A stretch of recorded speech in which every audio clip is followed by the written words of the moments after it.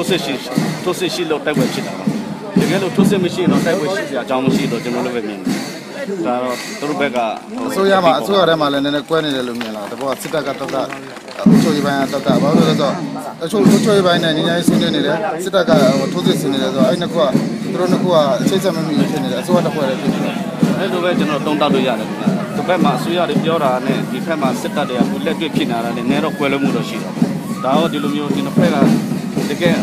ထပ်သူတဘောတာမရှိဘူးဆိုတာတော့ကျွန်တော်ပြောလို့ရတော့ပေါ့ကျွန်တော်အဲ့လိုမျိုးတုံ့တက်လို့ရတယ်အဲ့ပေါ်မှာဘာပြောချင်လဲထပ်တူမဖြစ်တဲ့ပေါ်မှာကျွန်တော်တို့ဖြစ်စေချင်တာကတော့အစိုးရအနေနဲ့ပဲဒီလိုမျိုးဒီလုပ်ငန်းစဉ်ကိုငြိမ်းချမ်းရေးလုပ်ငန်းစဉ်ကိုဒီလိုပဲအကောင့်နဲ့ပေါ်တာမှ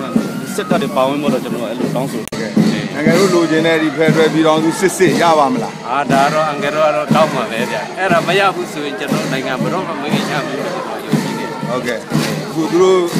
ငြိမ်းချမ်းရေးကောင်စီကဘူနဲ့အငယ်တို့ဘူနဲ့ဘယ်နဲ့လဲလောက်ပါဗျာအများကြီးကြည့်ရမယ်ဗျာနော်နားတော့ပါဗျာ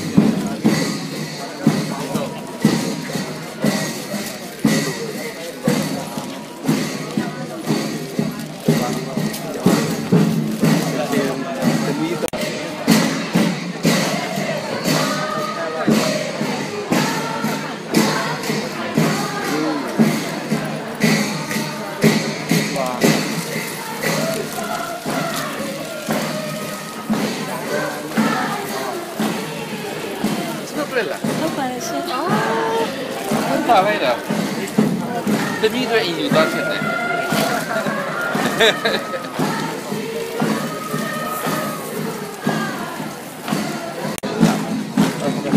ဆက်လက်ပြီးတော့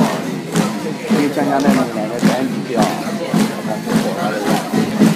။ conference ရဲ့ result ကိုဘယ်လိုပြောလဲ။ result ကတော့အခြေခံကတော့ကျွန်တော်ပြန်ပြောရမယ်ဆိုညီညွတ်ရေးဖြစ်တာပါ။ညီညွတ်ရေးအခြေခံ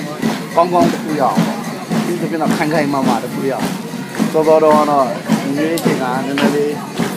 ကိုယ်တိုင်ကြိုင်ဖြစ်နေတာဒါတော့ခိုင်တယ်လို့ယူဆတာဟုတ်ဒီ conference ကနေပြီးတော့ဒီ nationwide ceasefire agreement ကိုပြန်လာနိုင်မယ်လို့ညွှန်လေးပါရှင်ဒီသတ်မှတ်ထားတဲ့စံချိန်စံညွှန်းတွေကိုင်တော့ပြန်နိုင်